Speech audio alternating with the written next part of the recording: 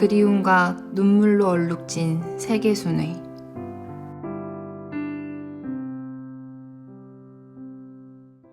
엄마, 또 가방을 꾸려요? 나는 선뜻 대답하지 못합니다. 그러면 내 옆에서 묵묵히 짐 싸는 것을 거들어주던 큰딸이 또 물어옵니다. 어머니, 이번에는 어디로 가요?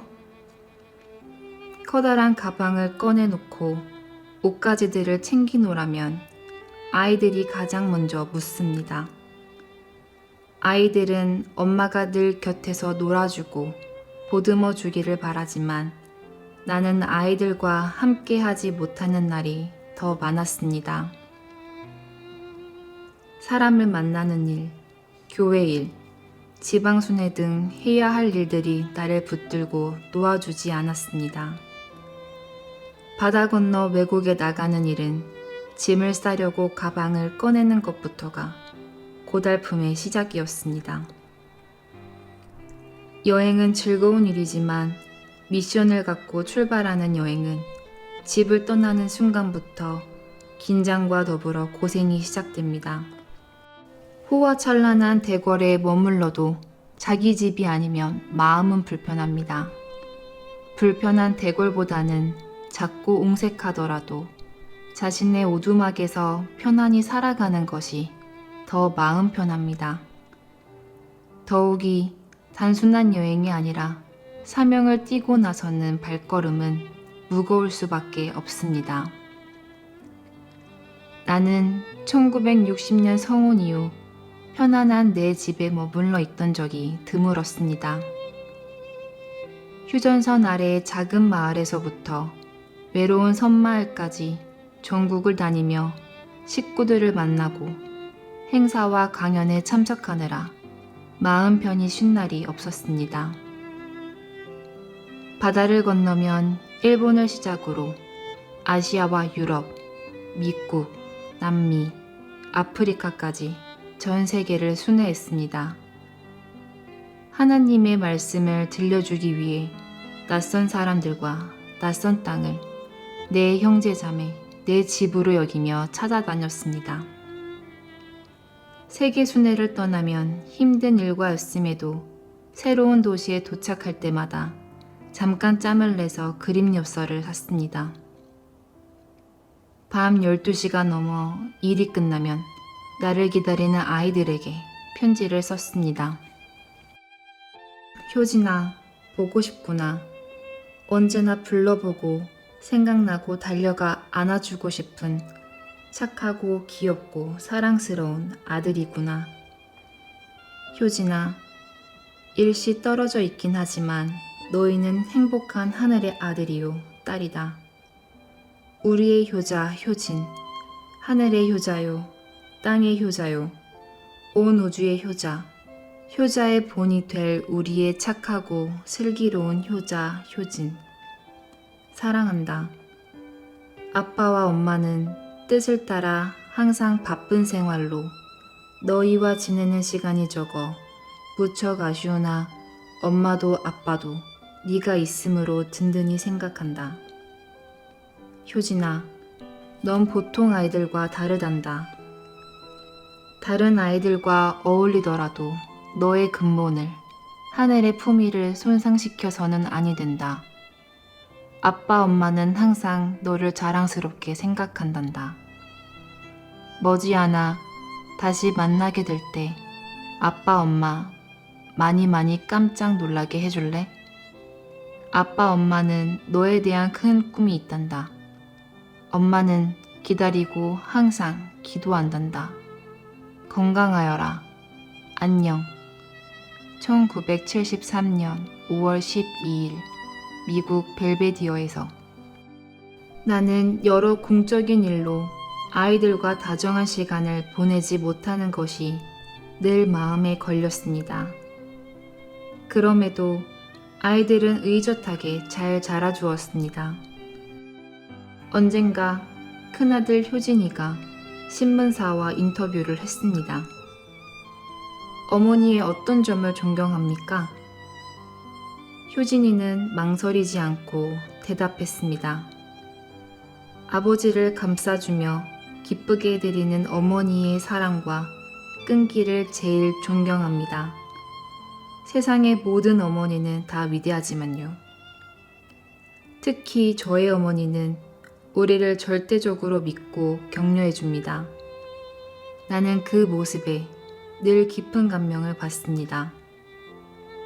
언제나 세계적인 일로 바쁘시면서도 14명의 형제를 낳은 것도 정말 위대합니다. 나는 아무리 더운 여름이라 할지라도 찬물로 샤워하는 것을 꺼립니다. 아이를 많이 낳았기 때문입니다. 게다가 의사마저 만류하던 4차례의 절개 수술도 받았습니다. 영진이를 분만할 때는 아이 머리가 너무 커서 사경을 헤맸습니다. 남편은 독일에 있었는데 30분 안에 결정하지 않으면 산모와 아기가 모두 위험하다고 해서 어쩔 수 없이 제왕절개를 했습니다. 한 번 절개 수술을 하면 다시 자연분만을 하기가 어렵습니다. 그래서 나는 절박한 심정으로 기도를 했습니다. 간절히 기도하는 가운데 예수님이 십자가에 못 박히시던 순간이 떠올랐습니다. 예수님의 흑암으로 둘러싸인 사망 권세를 새 생명의 출산으로 회원해 드리겠다는 다짐으로 고통을 참아냈습니다. 세상 엄마라면 누구나 겪는 것처럼 한 생명의 탄생은 지옥과 천국을 오가는 고통 가운데 맞이하는 것입니다. 4번에 걸쳐 수술을 한다는 것은 결코 쉬운 일이 아닙니다. 절개 수술을 받으려고 수술대에 오를 때마다 나는 십자가의 고통을 체휼했습니다. 그렇게 한 생명 한 생명 하나님을 위해 죽음을 마다하지 않고 나았습니다. 뿐만 아니라 여러 차례 유산도 했습니다. 그 여파로 인해 지금도 찬물로 샤워를 하면 한여름에도 한전이나 몸이 오들오들 떨립니다. 내가 아이를 많이 낳아 집안이 화기애애한 만큼 교회는 이 도시 저 마을에 계속 생겨나고 식구들도 늘어났습니다. 그러나 내 마음속에는 한국에서 가장 큰 교회나 신도가 가장 많은 교회와 같은 세속적 목표는 애당초 없었습니다. 세계를 구원하는 종교, 인류의 눈물을 닦아주는 참된 교회만을 소망했습니다. 그 뜻을 이루기 위해 1969년 첫 세계순회에 나선 이후 여러 차례에 걸쳐 세계순회 강연을 했습니다. 수천 번이 넘는 다양한 대회와 행사, 모임, 세미나를 열었고 강연도 수백 회에 달했습니다. 50여 년 동안 지구촌 거의 모든 곳에 나의 발자국이 오롯이 새겨졌습니다. 낯선 대도시, 원시의 작은 마을, 햇빛이 살을 태우는 뜨거운 사막, 울창한 밀림, 숨이 턱턱 막히는 고원지대에 이르기까지 지구촌 곳곳을 다녔습니다.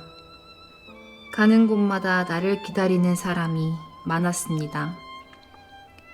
특히 소외된 사람들과 힘없는 여성들, 어린이와 소수민족이 나를 애타게 기다렸습니다. 힘이 들더라도 내가 한 걸음 내디딜 때마다 그만큼 그들에게 평안을 줄 수 있고 평화가 온다는 것을 알기에 어젯밤 집에 돌아와 피곤한 몸을 누일 시간도 없이 오늘 새벽에 다시 길을 떠났습니다. 낯선 도시의 호텔에 들어가 두어 시간 의자에 앉아 있거나 공항 빈 의자에 등을 기댄 채 잠시 눈을 붙인 후 길을 나선 적이 한두 번이 아니었습니다. 가방을 풀어보지도 못한 채 나를 기다리는 사람들을 만나기 위해 다시 길을 재촉했습니다. 공산국가에 처음 들어가 강연할 때는 살아있는 사람보다 죽은 영혼들이 더 많이 나를 찾아왔습니다. 나홀로 크로아티아에 갔을 때는 그 일대가 한창 전쟁 중이었습니다. 호텔방에 들어서는 순간 억울하고 비참하게 죽어간 영혼들이 구원받기 위해 나를 기다리고 있음을 알았습니다. 그 영혼들을 해원시켜주기 위해 밤새 기도를 올렸습니다. 아프리카에 갈 때는 매번 말라리아 예방약을 먹었습니다. 한 번은 처방이 잘못되어 후유증이 몹시 심했는데 그대로 말라리아를 앓고 고열에 들떠 고통을 겪었습니다. 그러나 치료는 언감생심이었고 계획된 순회 일정을 모두 마치기 위해 정신없이 다니다 보니 어느샌가 말라리아는 사라지고 없었습니다. 1996년 가을에 열린 볼리비아 행사는 쉬이 잊히지 않습니다. 수도 라파스는 세계에서 가장 높은 고산도시 중 하나인데 그 높이가 해발 4,000m나 됩니다. 토박이가 아닌 이상 누구라도 산소 부족으로 고산병에 시달릴 수밖에 없습니다. 1시간 가까이 강연을 해야 했기에 산소통을 옆에 놓고 연단에 올랐습니다. 그런데 설상가상으로 강연대가 흔들거려 살짝만 기대도 쓰러질 것 같았습니다. 힘센 직원이 붙들고 서 있어야만 했습니다.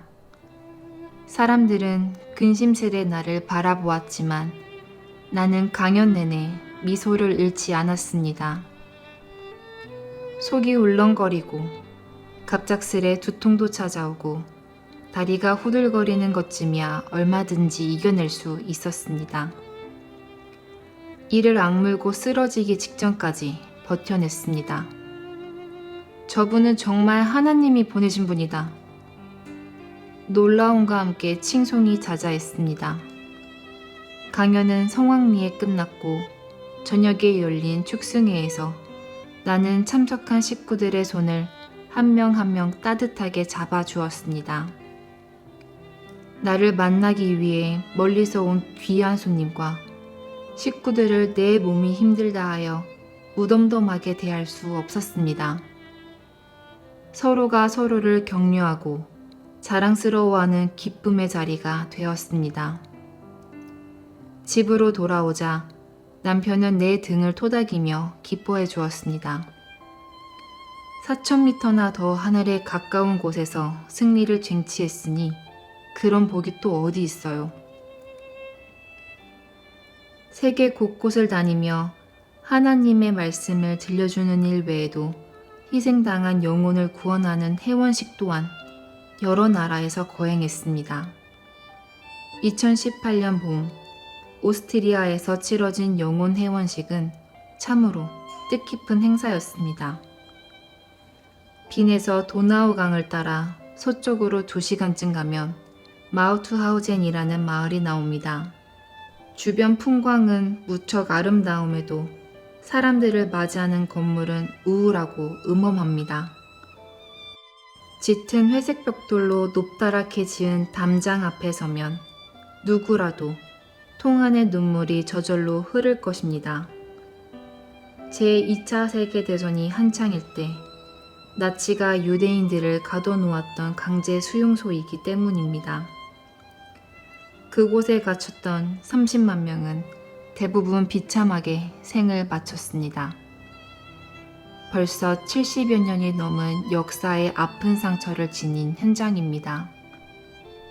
그러나 사람들은 진짜 아픔이 무엇인지 알지 못했습니다. 희생당한 영혼들을 위로하고 원통함과 슬픔을 달래주어야 영혼은 안식처를 찾아갑니다. 빈에서 유럽 전진대회를 마치고 나는 식구들을 마우트하우젠으로 보내 해원식을 올리도록 했습니다. 우리 식구들이 시골길을 몇 번이나 돌아 도착한 그곳은 옛날의 상처가 그대로 드러나 있었습니다. 영원한 사랑의 백합꽃을 바치고 희생자들의 영혼을 달래는 고천문과 의관을 제작해 해원식을 엄숙하게 올렸습니다. 원통한 영혼들이 이 과거의 슬픔과 분노를 털어내고 맑은 영혼으로 평온한 안식처에서 행복하게 머물기를 기원했습니다. 기념관을 짓는 것도 중요하고 역사적 사실을 학문적으로 조명하는 일도 필요하지만 억울한 영혼에 맺힌 원한과 분노를 풀어주는 것이 더 우선입니다. 70여 년의 세월이 흐르는 동안 아무도 하지 않았던 해원의식을 우리가 거행함으로써 30만 명의 영혼이 안식처를 찾게 되었습니다. 세계 곳곳을 다닐 때마다 낯선 사람들이 나를 보자마자 두 손을 꼭 붙잡고 놓아주지 않으려 합니다. 그 애절함이 내 가슴에 깊이 아로새겨졌습니다. 수많은 사람이 나를 보고 싶어하고 그리워하며 내가 그들 곁에 머물다가 떠나오면 아쉬워하는 것은 하늘이 맺어준 인연이기 때문입니다. 6,000년 전부터 하나님의 품을 벗어난 인류가 참된 삶을 살기 위해서는 둘을 이어주는 하늘의 중보자인 독생자, 독생녀가 있어야 했습니다. 바로 그 독생녀를 만나 울음바다가 되는 것입니다. 그러나 보다 근본된 것은 하나님의 사랑입니다. 나는 바로 하나님의 사랑을 전해주기 위해 수십 년 동안 매일 수백 수천 킬로미터를 다녔습니다.